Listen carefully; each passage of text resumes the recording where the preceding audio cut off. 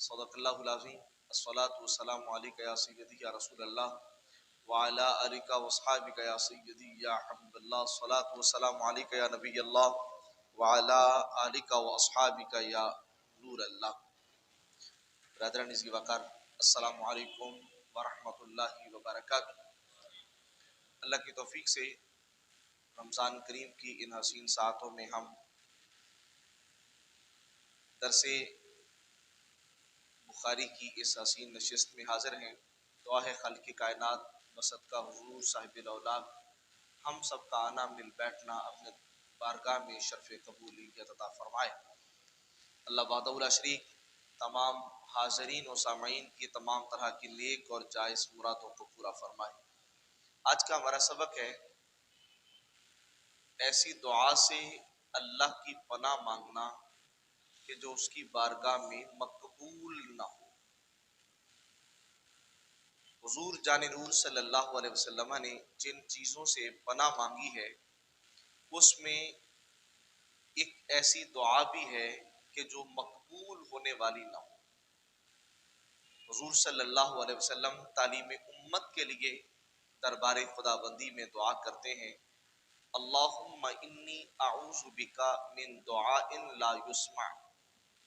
اے اللہ میں تیری بارگاہ سے ایسی دعا کی پناہ مانگتا ہوں کہ جو تیری بارگاہ میں سنی نہ جائے، جو تیری بارگاہ میں مقبول نہ ہو. اللہ تعالیٰ انبیاء اکرام علیہ السلام کو مستجاب الدعوات بناتا ہے، ان کی دعاؤں کو رد نہیں فرماتا.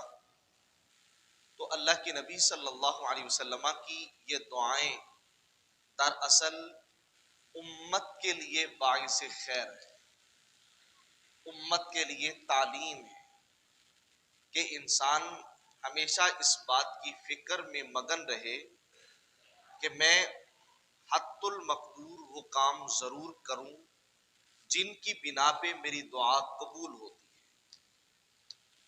اور جہاں تک ممکن ہو سکے میں ان کاموں سے ضرور بچوں کہ جن کی وجہ سے دعا بندے کی رد ہو جاتی ہے. خالق کائنات نے حضور جانے کائنات صلی اللہ علیہ وسلم کو مخاطب کرتے ہوئے ارشاد فرمایا، وَإِذَا سَأَلَكَ عِبَادِي عَنِّي فَإِنِّي قَرِيبٌ. اے پیارے حبیب، اگر میرے بندے آپ سے سوال کرتے ہیں میرے بارے میں،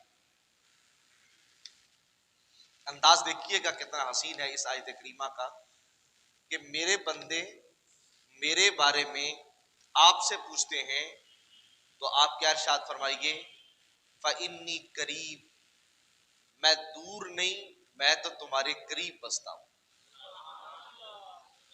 اور ساتھ ہی فرمایا اجیب دعوت الداع اذا دعان فلیستجیبوا لی ولیؤمنوا بی لعلہم یرشدون، کہ وہ رب تعالی اپنی شان کے مطابق اپنے بندے کی دعا کو قبول فرماتا ہے وہ جب بھی اس کی بارگاہ کے اندر اپنی التجائیں پیش کرتا ہے.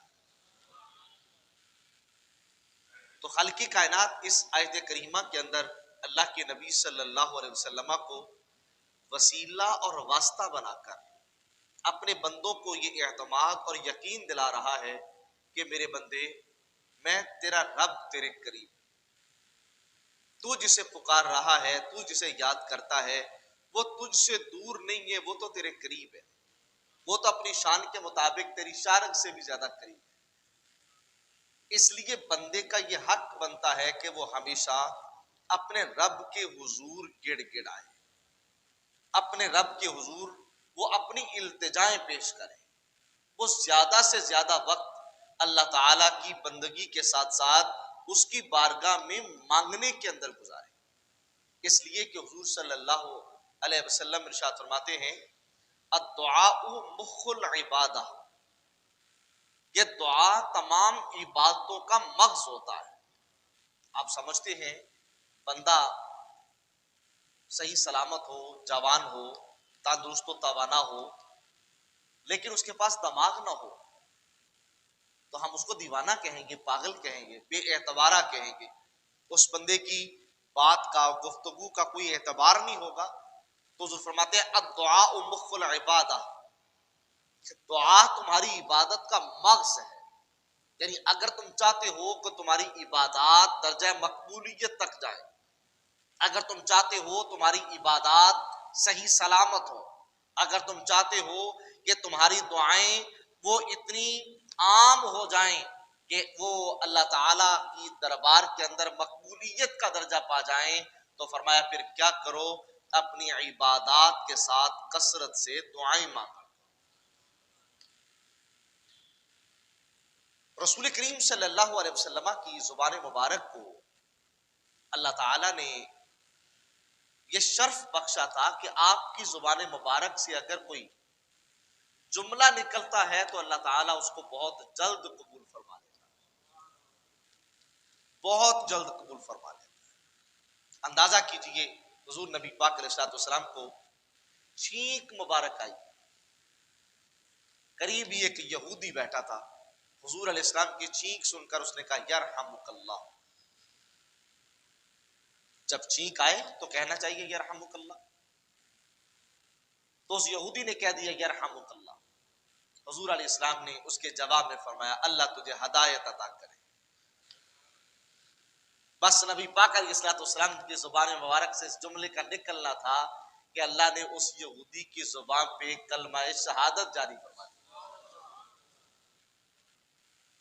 رسول کریم علیہ الصلوۃ والسلام کی زبان مبارک سے نکلنے والی دعاؤں کو اللہ تعالی بہت جلد قبول فرماتا ہے۔ سرکار سیدنا ابو ہریرہ رضی اللہ تعالیٰ عنہ اپنی والدہ محترمہ کے پاس تھے، امام الانبیاء کا تذکرہ ہوا، والدہ کافرہ تھی، اسلام قبول نہیں کیا تھا اس وقت، تو والدہ نے کوئی ایسے سخت جملے کہے جس سے اللہ کے نبی صلی اللہ علیہ وسلم کی گستاخی اور توہین ہوتی تھی۔ بہت رنجیدہ ہوئے، بہت پریشان ہوئے، بارگاہ نبوی میں حاضر ہو کے عرض کرتے ہیں اللہ کے نبی ابو ہریرہ کی ماں کی ہدایت کے لیے دعا فرما۔ نبی پاک علیہ السلام نے ید اللہ والے ہاتھ اٹھائے، دربار خدا بندی میں التجا کی مولا ابو ہریرہ کی ماں کو ہدایت عطا کر دے۔ ابو ہریرہ کہتے ہیں میں نے دعا سنی، جلدی سے گھر گیا تو منظر ہی بدلا ہوا تھا۔ چند لمحے پہلے جو ماں میرے نبی کے بارے سخت جملے کہتی تھی، اللہ کے نبی کی زبان مبارک سے جب وہ جملے سن کے گھر پہنچا ہوں تو میری ماں اپنی زبان سے شہادت کا کلمہ پڑھ رہی تھی۔ وہیں سے جلدی بارگاہ نبوی میں حاضر ہو گئے، حضور کو بشارت دی، خوشخبری عرض کی، اللہ کے نبی اللہ تعالیٰ نے میری ماں کو ہدایت عطا فرما دی ہے، اب یہ بھی دعا فرما دیں اللہ تعالیٰ امت مسلمہ یعنی مومنوں کے دلوں میں ابو ہریرہ اور اس کی ماں کی عزت کو اور بڑھا دے۔ اللہ کے نبی نے دعا فرما دی۔ آج ہم جب بھی احادیث پڑھتے ہیں تو ابو ہریرہ کا تذکرہ آتا ہے، کیوں؟ اللہ کے نبی صلی اللہ علیہ وسلم نے ان کے لیے دعا فرما دی۔ تو اندازہ کیجئے جس بارگاہ نبوی سے یہ الفاظ نکلتے ہیں دعا کے، تو اللہ تعالیٰ اتنی جلد اس کو شرف اجابت بخشتا ہے۔ تو جب وہ میدان محشر لگا ہوگا، سارے نبی کہیں گے اذهبوا الی غیری، اذهبوا الی غیری، اذهبوا الی غیری۔ قوم در نبی پہ حاضر ہوگی، اللہ کے نبی سر سجدے میں رکھیں گے، رب فرمائے گا ارفع رأسک یا محمد، اے پیارے حبیب ساری زندگی تو نے سر انور کو جھکا کے مانگا ہے، آج اپنے رب سے سر اٹھا کے مانگ، آج تو جو سوال کرے گا تجھے عطا کیا جائے گا۔ تو اگر اللہ کے نبی امت کے لیے دنیا میں مانگے تو میرا رب عطا کرتا ہے، تو جب امام الانبیاء کل بروز قیامت سر سجدے میں رکھ کے دربار خدا سے امت کی بخشش مانگیں گے تو میرا رب اپنے نبی کی امت کی بخشش کیوں نہیں فرما دے؟ اس لیے رسول کریم صلی اللہ علیہ وسلم نے اپنی امت کو تعلیم دیتے ہوئے کہا کہ تم کوشش کرو کہ تمہاری عبادات کے مقبولیت وہ تمہاری نمازوں کی جو ہے وہ دعاؤں کی طرح ہے، اور تم کوشش کرو اس بات کی کہ وہ اعمال کو لازم کرو جن اعمال کی بنا پر بندے کی دعا مقبول ہوتی ہے۔ دعا کن اعمال سے مقبول ہوتی ہے، اس بات کا ذرا خیال کیجیے۔ پہلی بات تو یہ ہے دعا کی مقبولیت کے لیے رزق کا حلال ہونا ضروری ہے. اگر کسی بندے کا رزق حلال نہیں ہے تو اس کی دعاؤں کو اللہ تعالیٰ اپنی شان کے مطابق قبول نہیں فرماتا. امام الانبیاء ارشاد فرماتے ہیں جس پیٹ کے اندر ایک نوالا ایک لقمہ حرام کا چلا جائے 40 دن تک اس کی دعا قبول نہیں ہوتی. امام الانبیاء ارشاد فرماتے ہیں اللہ تعالیٰ کا فرمان ہے کہ ایک بندہ اس کی بارگاہ کے اندر جا کے گڑ گڑاتا ہے، دعائیں کرتا ہے، اور وہ اتنی عاجزی سے اتنی انکساری سے دعائیں کر رہا ہے کہ اس کے بال بکھرے ہوئے ہیں اور اس کا لباس پوسیدہ ہو چکا ہے. تو میرے آقا ارشاد فرماتے ہیں اللہ کریم اس بندے سے مخاطب ہو کے کہتا ہے اگرچہ تیرے بال بکھرے ہیں، حالت تیری پوسیدہ ہو گئی ہے، لیکن تیری دعا کیسے قبول کی جائے؟ تیرے پیٹ میں نوالا حرام کا ہے اور یہ جو تُو نے لباس پہن رکھا ہے یہ مال حرام کا ہے، تیرا ارد گرد ماحول سارا مال حرام کا ہے، تو پھر بتا تیری دعا کو قبول کیسے کیا جا سکتا؟ ایک صحابی رسول حاضر خدمت، یا رسول اللہ میں مستجاب الدعوات بننا چاہتا ہوں، میری خواہش ہے کہ میری ہر دعا کو اللہ قبول فرما لے. تو امام الانبیاء کا جواب سنیے گا، آپ کیا ارشاد فرماتے ہیں؟ آپ نے فرمایا اپنا رزق پاکیزہ کر لو، اللہ تمہیں مستجاب الدعوات بنا دے. پہلا کام جس کی وجہ سے بندوں کی دعائیں قبول ہوتی ہیں، بندہ مستجاب الدعوات بنتا ہے، وہ رزق حلال کا اہتمام ہے. لہٰذا جو بندہ اس بات سے ڈرتا ہے کہ میری دعا کہیں رد نہ ہو جائے تو اس کو چاہیے کہ وہ اپنی زندگی سے رزق حرام کو ختم کرے، وہ رزق حرام کا بائیکاٹ کرے، کسی طرح کا بھی حرام رزق اس کے پیٹ کے اندر نہیں جانا چاہیے. اور اللہ کے نبی صلی اللہ علیہ وسلم کا وہ حدیث سنیے گا، آپ کیا ارشاد فرماتے ہیں؟ فرمایا جسم کا وہ حصہ جو حرام کے نوالے سے بنا ہے حق بنتا ہے کہ وہ دوزخ میں جائے. اب دوزخی کی دعا کو کیسے قبول کرے گا میرا رب؟ اس لیے پہلا اصول یہ ہے دعا کی مقبولیت کا، اپنے رزق کو حلال کیا جائے. اور رزق حلال کرنے کا مطلب کیا ہے؟ اسباب رزق کو پاکیزہ کیا جائے. اور رزق کے اندر اگر سود ہے، رشوت ہے، ملاوٹ ہے، دھوکہ ہے، فراڈ ہے، ٹھگی ہے، اس کو اپنے مال سے نکال دیجیے. اور اسی طرح اگر زکوٰۃ ہم پہ فرض تھی، زکوٰۃ ہم نے نہیں دی، عشر واجب تھا نہیں دیا، صدقہ فطر لازم تھا نہیں دیا، حج فرض ہو چکا تھا نہیں ادا کیا، تو یہ جو مال ہے نا یہ بھی ہمارے رزق کو مشکوک کر دیتا ہے. اور یہ مال جو ہے یہ غیروں کا ہے، جب یہ ہمارے مال میں مل جاتا ہے تو اس کی وجہ سے بھی ہماری دعائیں متاثر ہوتی ہیں، ہماری دعائیں درجہ اجابت کو، درجہ مقبولیت کو نہیں پہنچتی. اور سنیے دوسری چیز جو بندے کی دعاؤں کو مقبول کرتی ہے وہ ہے فرائض و واجبات کی پابندی کرنا. مثال کے طور پہ فرض نماز ہے، فرض روزہ ہے، حج زکوٰۃ کا اہتمام ہے، ان فرائض کا اہتمام کیا جائے. جب بندہ فرائض کا اہتمام کرنا شروع کر دیتا ہے تو اللہ تعالیٰ اس کی دعاؤں کو قبول کرنا شروع کر دیتا ہے. اور امام الانبیاء صلی اللہ علیہ وسلم کی حدیث سنیے گا، آپ ارشاد فرماتے ہیں میں تمہیں رکوع اور سجدے میں قرآن پڑھنے سے منع کرتا ہوں. جب رکوع اور سجدے میں جاؤ تو قرآن نہ پڑھا کرو، لیکن وہاں پر اللہ کی تسبیح اور اللہ کی تحلیل بیان کیا کرو، اور کہا خوب گڑ گڑا کر وہاں پر اللہ سے دعائیں مانگا کرو. جب رکوع میں جائیں، جب سجدے میں جائیں تو خوب گڑ گڑا کے اس سے دعائیں مانگیں، اور یہ سوچ کے دعا مانگیں کہ میں اس دربار میں پڑا ہوں کہ جہاں سے بندوں کو کبھی خالی نہیں لوٹایا جاتا. اور یہ دوسرا طریقہ ہے کہ فرائض کی پابندی کی جائے، فرائض کی غفلت کو ختم کیا جائے. فائدہ کیا ہوگا؟ دعائیں مقبول ہونا شروع ہو جائیں گی، اور جب ہم فرائض کے پابند ہو جائیں گے ہمارے فرض بھی ادا ہو جائیں گے، اور اللہ تعالی ہماری دعاؤں کو قبول بھی فرما لے گا. اور تیسرا کام، جب دعا کی جائے ایسی جگہ میں دعا کی جائے کہ جہاں پر اللہ تعالیٰ اپنے بندوں کی دعاؤں کو قبول فرماتا ہے. مثال کے طور پہ حرم شریف کا صحن ہے، بیت اللہ شریف کا صحن ہے، اللہ کے نبی صلی اللہ علیہ وسلم کی مسجد نبوی ہے، مزارات اولیاء ہے، اللہ کے گھر ہیں، مساجد، مصلی بچھا کے بیٹھ کے دعا کرنا ہے، یعنی ان جگہوں کا اہتمام کیا جائے کہ جہاں پر اللہ تعالیٰ اپنے بندوں کی دعا کو قبول فرماتا ہے، تو ان جگہوں پر دعا کرنا بھی مقبولیت دعا کا ذریعہ بن جاتا ہے۔ جس طرح کہ حضرت زکریا علیہ السلام سیدہ مریم سلام اللہ تعالی علیہا کے پاس حاضری ہو تشریف لے کے آتے ہیں، دیکھا ان کے پاس بے موسم پھل پڑے، سوال کیا سیدہ مریم سے کہ مریم یہ بے موسم پھل تیرے پاس کہاں سے آئے؟ تو حضرت مریم سلام اللہ علیہا بیان کرتی ہیں، خالو جان اللہ تعالیٰ عطا کرنے پہ قادر ہے، مجھے وہ عطا کرتا ہے، مجھے بے موسم پھل اس نے عطا کیے۔ تو حضرت زکریا علیہ السلام نے اسی وقت وہیں پر سیدہ مریم سلام اللہ تعالی علیہا کے حجرے کے پاس اللہ کی بارگاہ میں دعا کی۔ اللہ کا قرآن بیان کرتا ہے ہنالک دعا زکریا ربہ قال رب هب لي من لدنك ذرية طیبہ انک سمیع الدعاء۔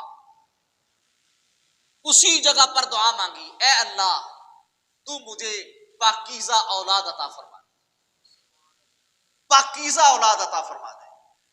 اب دیکھیے دعا مانگنے کے لیے بیت المقدس میں رہتے تھے، مسجد اقصی میں چلے جاتے، وہاں پر جا کر دعا نہیں مانگی، بلکہ اللہ کے ولیہ کے حجرہ کے پاس، اور خود نبی ہے، خود نبی ہو کر ولی کے حجرے کے پاس کھڑے ہو کے دعا مانگ رہے ہیں۔ اور یہ ہمیں درس دیا جا رہا ہے کہ جب تم دعا کرنا چاہو تو پھر کیا کرو، اللہ کی بارگاہ میں چلے جاؤ، اس کے دربار میں چلے جاؤ، مساجد میں چلے جاؤ، اور اگر اللہ والوں کی چوکھٹ مل جائے تو اللہ والوں کی چوکھٹ پر بیٹھ کر اپنے خدا سے مانگا جائے۔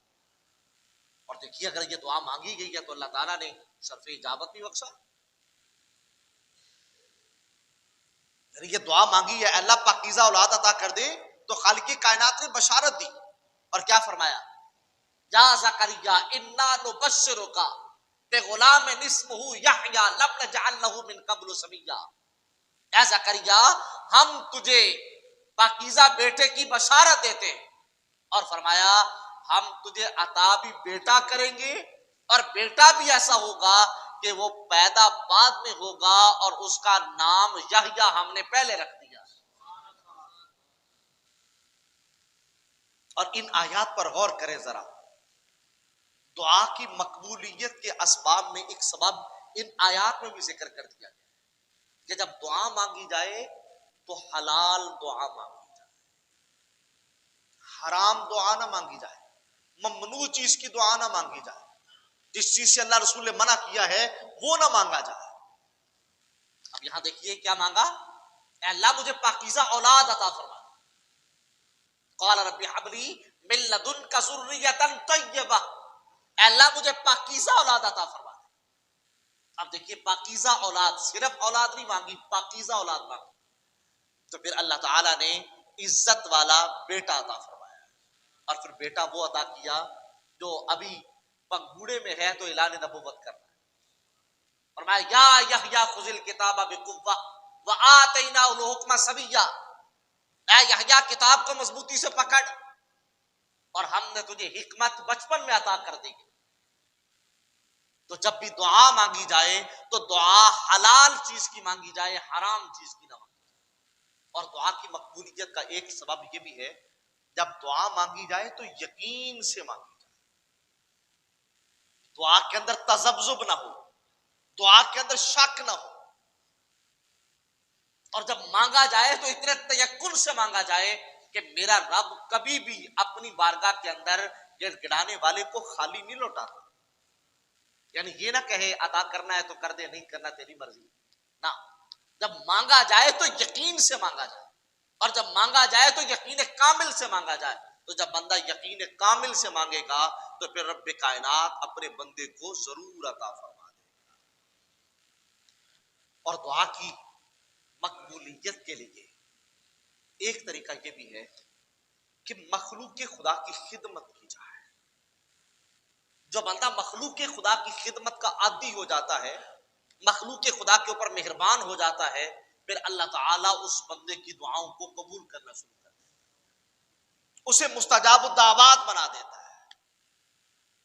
اور پھر اس کے ساتھ ایسے اوقات کا اہتمام کیا جائے دعا کے لیے جن وقتوں کو اللہ تعالیٰ نے یا اللہ کے نبی نے دعا کی مقبولیت کے لیے مختص فرمایا ہے. جب دعا کی جائے تو ایسے وقت میں دعا کی جائے جو مقبولیت کا وقت ہے. مثال کے طور پہ تہجد کا وقت ہے. میرے آقا ارشاد فرماتے ہیں اللہ تعالیٰ اپنی شان جلالت کے ساتھ آسمان دنیا پہ جلوہ گر ہوتا ہے اور بندوں سے پوچھتا ہے کوئی مانگنے والا مجھ سے؟ ہے کوئی صحت لینے والا تاکہ میں عطا کروں؟ ہے کوئی رزق مانگنے والا تاکہ میں تجھے عطا کر دوں؟ تو فرمایا وہ جب تک صبح طلوع نہیں ہو جاتی اس وقت تک اللہ تعالیٰ آسمان دنیا پر اپنی شان کے مطابق اپنے بندوں کو عطا کرنے کے لیے پکارتا رہتا ہے. لہذا تہجد کے وقت دعائیں کی جائیں. اور اسی طرح فرائض کے بعد جب ہم فرض نماز پڑھتے ہیں تو اس وقت دعا مانگی جائے. فَإِذَا فَرَغْتَ فَانْصَبْ. فَانْصَبْ کا ایک معنی یہ بھی ہے کہ جب فرائض سے فارغ ہو جائیں تو پھر خوب دل جمی کے ساتھ اس کی بارگاہ میں دعا مانگیں. ایسا نہیں کہ بس نماز سے سلام پھر آئے تو جلدی سے بھاگ کے نکل گئے، نہیں، بلکہ خوب دل جمی کے ساتھ اس سے دعا مانگی جائے. اور دعا کی مقبولیت کا ایک وقت جب جمعہ کا دن ہے اس میں سارا دن دعائیں مانگی جائیں. اور بالخصوص جب امام دو خطبوں کے درمیان میں بیٹھتے ہیں اس وقت میں بالخصوص دعا مانگی جائے. اور جمعہ والے دن نماز عصر کے بعد دعائیں مانگی جائیں. اور اسی طرح ابھی رمضان کریم ہے تو رمضان کریم کی گھڑیاں بڑی مبارک ہوتی ہیں. ان کے اندر اللہ تعالیٰ اپنے بندوں کی دعا بڑی قبول فرماتا ہے. اور بالخصوص یہ عشرہ جو ابھی 2 دن کے بعد شروع ہونے والا ہے، آخری عشرہ، اور یہ عشرہ تو ویسے ہی نجات کا عشرہ ہے. اس عشرے میں زیادہ سے زیادہ دعائیں کرنی چاہیے. کیوں؟ اس عشرے کے اندر ایک رات ہے جس کو لیلۃ القدر کہا جاتا ہے. اور لیلۃ القدر کی فضیلت یہ ہے کہ جو بندہ اس رات میں رب سے مانگتا ہے وہ خالق کائنات کبھی بھی اس بندے کو خالی نہیں لوٹا، اس کو ضرور اپنے کرم سے مالا مال فرما دیتا ہے. اور پھر اگر ہو سکے تو اس مبارک عشرہ کے اندر ہم اعتکاف کا بھی اہتمام کریں. دیکھیے نا، ایک آیا وہ مانگ کے چلا گیا، دینے والے کی مرضی ہے وہ دے نہ دے، لیکن ایک آیا وہ ڈیرا لگا کے بیٹھ گیا، صبح بھی بیٹھا ہے، دوپہر بھی بیٹھا ہے، شام بھی بیٹھا ہے. 1-2 دن نہیں ہے، وہ 10 دن ہو گئے وہ کلی ڈال کے بیٹھا ہے. تو دنیا دار بھی سوچتا ہے یار ہوں تو انہیں ہاڑے کر لے، انیاں محنتاں کر لیا، چل ہوں تو انہوں کچھ دے ہی دیو. یار اگر بندہ بندے کو اتنے ہاڑے کرنے کے بعد، منتیں کرنے کے بعد وہ دہلیز مل کے بیٹھ جانے والے کو کبھی خالی نہیں لوٹاتا تو وہ خالق اور مالک بندے کو خالق کیسے لوٹا دے، کیسے لوٹا دے؟ اس لیے حضور صلی اللہ علیہ وسلم ارشاد فرماتے ہیں من اعتکف ایمانا و احتسابا غفر له ما تقدم من ذنبه. فرمایا وہ بندہ جو اعتکاف کرتا ہے اللہ تعالیٰ اس کے پچھلے سارے گناہوں کو معاف فرما دیتا ہے. فرمایا من اعتکف فی رمضان کان کحجتین و عمرتین. فرمایا جو بندہ رمضان کریم کا آخری عشرہ اعتکاف کر لیتا ہے اللہ تعالیٰ اس کو اجر اتنا بڑا عطا کرتا ہے کہ جس طرح اس نے 2 حج اور 2 عمرے ادا کر لی. ہو سکے تو سارا عشرہ اعتکاف کرے، اگر سارا عشرہ نہیں ہو سکتا تو کم از کم 1 رات کا اعتکاف ہی کر لے، یعنی 1 دن 1 رات.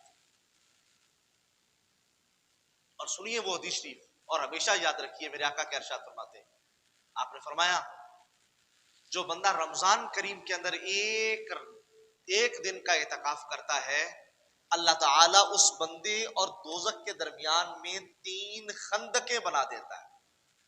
اور فرمایا ان کا فاصلہ اتنا ہے کہ جتنا مشرق سے مغرب کا فاصلہ ہے.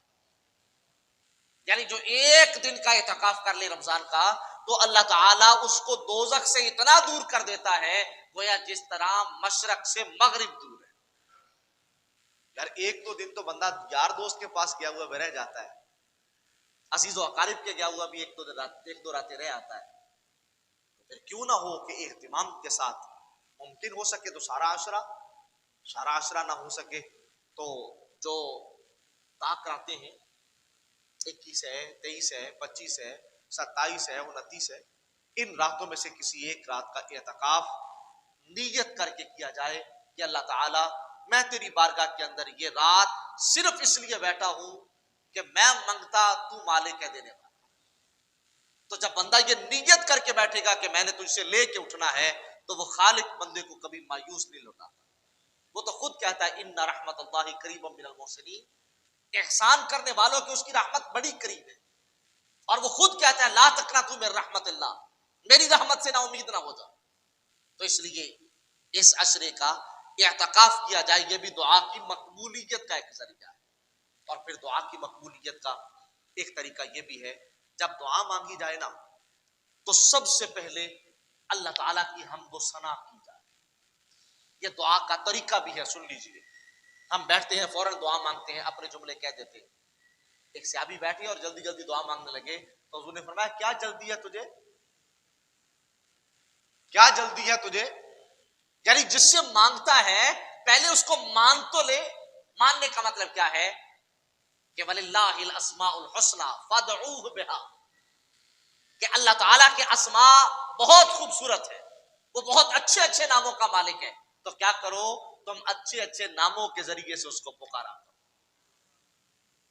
جب دعا کرنے کے لیے بیٹھیں اہتمام کے ساتھ پہلے اس کو اس کے اسماء حسنہ کے ساتھ یاد کریں، اس کی تعریف کریں، اس کی ثنا کریں، اور پھر اللہ کے نبی کی بارگاہ کے اندر دعا درود و سلام پیش کریں، اور پھر اس کے بعد اپنی التجا پیش کریں، اور آخر میں اللہ کے نبی کی بارگاہ میں درود و سلام پڑھ کے اپنی دعا کو مکمل کریں. اس لیے کہ جس دعا کی ابتدا میں درود و سلام ہو، انتہا میں درود و سلام نہ ہو، وہ دعا پوچھ کٹی ہوتی ہے، دم کٹی دعا ہوتی ہے، دم کٹی دعا ہوتی ہے. اور پہلے دعا کا لگ جانا، دعا سے درود کا لگ جانا، یہ ایسے ہے جیسے ٹرین کو انجن لگ گیا. اور اگر ابتدا انتہا میں درود لگ جائے تو یہ ایسے ہے جیسے پہاڑ پر اگر ٹرین چڑھانی ہو تو پیچھے سے زور لگا دیا جاتا ہے. تو جب شروع میں درود پڑھ لیا جائے، آخر میں درود پڑھ لیا جائے، تو درود ایسی عبادت ہے جو کبھی بھی نہ مقبول نہیں ہوتی، ہمیشہ مقبول ہوتی ہے. اور اللہ کی یہ شان نہیں ہے وہ بندے کا درود قبول کر لے آگے پیچھے سے اور جو درمیان میں مانگا ہے اس دعا کو قبول نہ کرے. اس لیے جب بھی اسے مانگا جائے تو اس کے اسماء حسنہ کے ساتھ مانگا جائے، ابتدا اور انتہا میں دعاؤں کے ساتھ درود و سلام کا اہتمام کیا جائے.